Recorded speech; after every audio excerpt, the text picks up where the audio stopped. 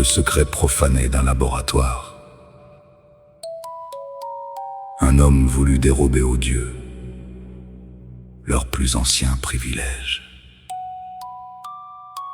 donner la vie.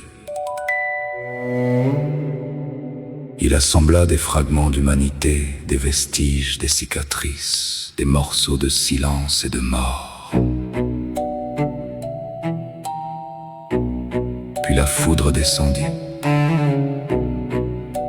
et dans les yeux de sa créature,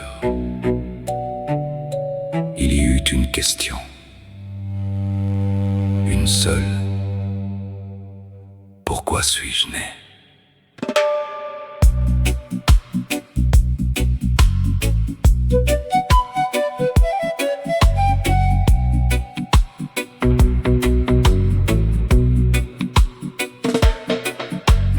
Victor regardait trembler son rêve, l'impossible debout devant lui.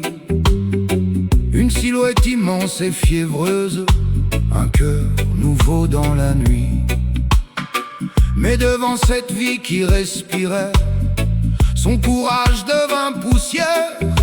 Car il est parfois plus facile de créer que d'assumer ce que l'on fait naître sur terre. Il s'enfuit devant son propre miracle, épouvanté par son reflet.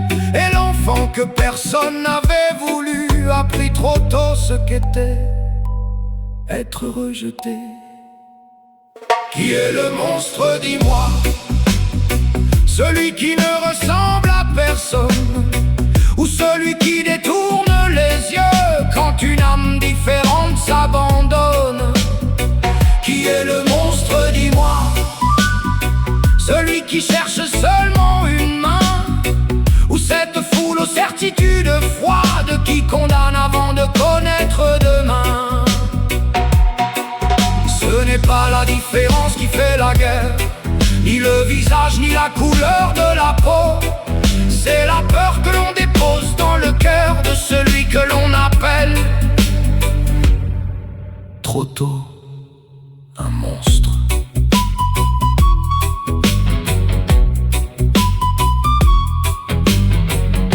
Il a pris les mots en écoutant les autres. L'amour, la famille, la tendresse. Ces architectures fragiles dont il ne possédait aucune clé. Il observait les hommes comme un exilé observe une lumière derrière la fenêtre d'une maison. Et plus il comprenait leur monde, plus son bannissement devenait douloureux, car l'ignorance est une prison. Mais savoir que l'on est seul est parfois une condamnation bien plus cruelle. Alors dites-moi,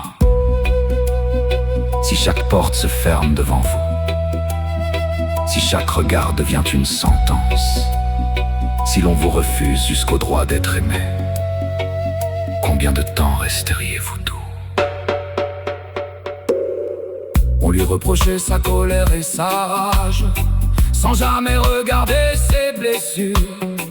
On condamnait les conséquences sans interroger l'origine obscure. À force d'être traité comme une ombre, il devint l'ombre qu'il redoutait. Car parfois la cruauté des hommes achève ce que la solitude avait commencé. Victor, prisonnier de sa démesure, comprit trop tard dans son hiver qu'on ne peut abandonner une conscience sans emporter l'écho sur la terre. Peut-être que Frankenstein n'a jamais été l'histoire d'un monstre. Peut-être était-ce simplement l'histoire d'un enfant sans mère, d'un fils sans père, d'un être venu au monde dans le fracas d'un éclair et qui n'avait demandé qu'une seule chose: être accepté. Qui est le monstre, dis-moi? Celui qui porte un autre visage, ou celui qui par peur de l'inconnu transforme la différence en naufrage? Qui est le monstre, dis-moi? Regarde mieux avant de juger, car derrière chaque être que l'on exclut, il y a peut-être un cœur qui voulait aimer. n'est pas la différence qui détruit, ce n'est pas l'autre qui nous fait peur, c'est notre incapacité parfois à reconnaître en lui un fragment de notre cœur. La créature disparue dans la glace, Victor disparut avec ses regrets. Et depuis cette nuit-là, chaque fois qu'un homme désigne un autre homme comme un monstre,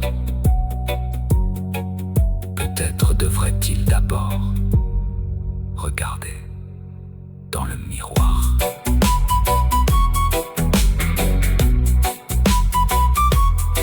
Dans le miroir.